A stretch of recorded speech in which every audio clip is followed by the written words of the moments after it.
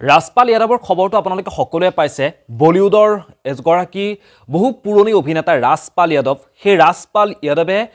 আজিৰ পৰা দুদিন আগতে তেওঁ তিহাৰ জেলত আত্মসমৰ্পণ কৰিব লগা হৈছে আৰু যেতিয়া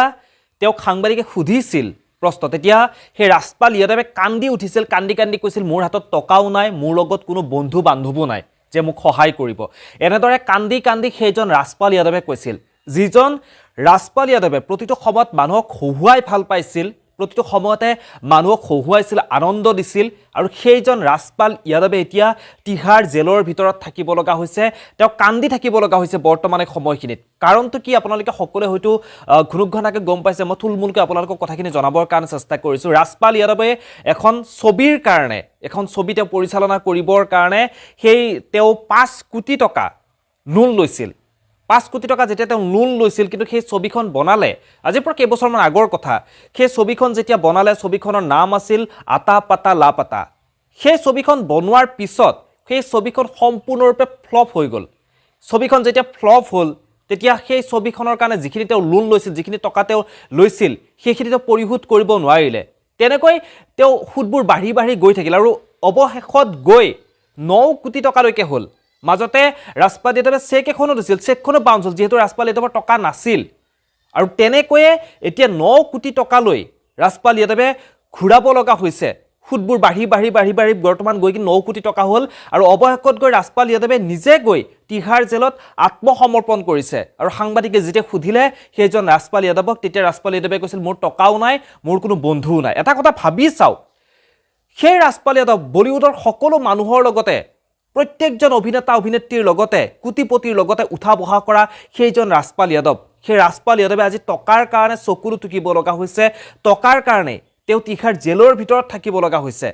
এটা কথা ভাবি চাওক টকাৰ শক্তি কিমান আজি বৰ্তমান যেতিয়া ৰাজপাল যাদৱৰ ঘটনাটো ভাইৰেল হৈ পৰিছে তাৰ পিছত সোনু সুদ আপোনালোকে সকলোৱে গম পায় সোনু সুদে বহু মানুহক সহায় কৰি থৈ আহিছে বহু সময়ৰ পৰা কোভিডৰ সময়তো বহু ল'ৰা ছোৱালীক সেইজন সোনু সুদে সহায় কৰিছিল আৰু সোনু সুদে যেতিয়া কথাটো গম পালে তেওঁ এটা টুইট কৰিলে তাৰ পিছতে বহু সেলিব্ৰিটি এতিয়া চকু পৰিল এই ঘটনাটো ৰাজপাল যাদৱক বৰ্তমান সময়ত সহায় কৰিবৰ কাৰণে কেইজনমান সেলিব্ৰিটি আগুৱাই আহিছে কিন্তু তাৰ আগলৈকে কোনেও ৰাজপাল যাদৱক সহায় কৰিবৰ কাৰণে কোনেও আগবাঢ়ি অহা নাছিল গতিকে আপোনালোকে এটা কথা ভাবি লওক যে টকাৰ পাৱাৰ কিমান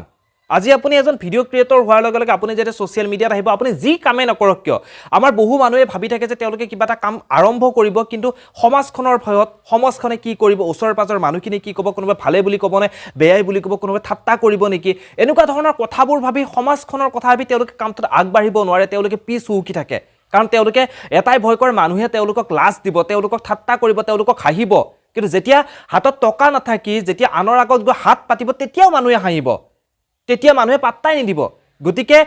মানুহে সহাৰ কথা চিন্তা কৰাটো বাদ দিয়ক এই সমাজখনক আপুনি সুখী কৰিবৰ কাৰণে আপুনি জন্ম হোৱা নাই আপুনি নিজৰ জীৱনটো আগুৱাই লৈ যাবৰ কাৰণে নিজক সুখী ৰাখিবৰ কাৰণে আপুনি যিবোৰ কাম কৰি ভাল পায় যি কামে আপোনাৰ হাতত আছে সকলোবোৰ কাম আপুনি কৰক আৰু যেতিয়া আপুনি সাকসেস হ'ব যেতিয়া আপোনাৰ হাতত টকা থাকিব তেতিয়া আপোনাক যিখিনি মানুহ হাঁহিছিল যিখিনি মানুহ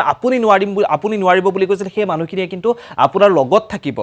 সেই কথাটো আপোনালোকে মনত ৰাখিব আজি কন্টেন্ট ক্ৰিয়েটৰ এজন হোৱাৰ লগে লগে মোবাইলটো লৈ কিনে এনেকৈ ভিডিও বনোৱাৰ লগে লগে আপোনাৰ ওচৰৰ পাজৰৰ মানুহখিনি হয়তো আপোনাক খাইব পাৰে আপোনাক ঠাট্টা কৰিব পাৰে যে কাম নোহোৱা মানুহৰ কাম বুলি যেতিয়া আপুনি সেই সামাজিক মাধ্যমৰ জৰিয়তে সোশ্যাল মিডিয়াতে কাম কৰি যেতিয়া আপুনি আপোনাৰ সপোনবোৰ পূৰণ কৰিব পাৰিব যেতিয়া আপোনাৰ সাকসেসবোৰ সেই মানুহবোৰে দেখিব তেতিয়া সেই মানুহখিনিয়ে কিন্তু আপোনাক সন্মান কৰিব সেই মানুহখিনিয়ে আহি ক'ব এই ল'ৰাজনে যে পাৰিব মই আগতেই গম পাইছিলোঁ গতিকে যিয়ে কাম নকৰক কিয় যেনেকুৱাই কাম নকৰক কিয় টকাৰ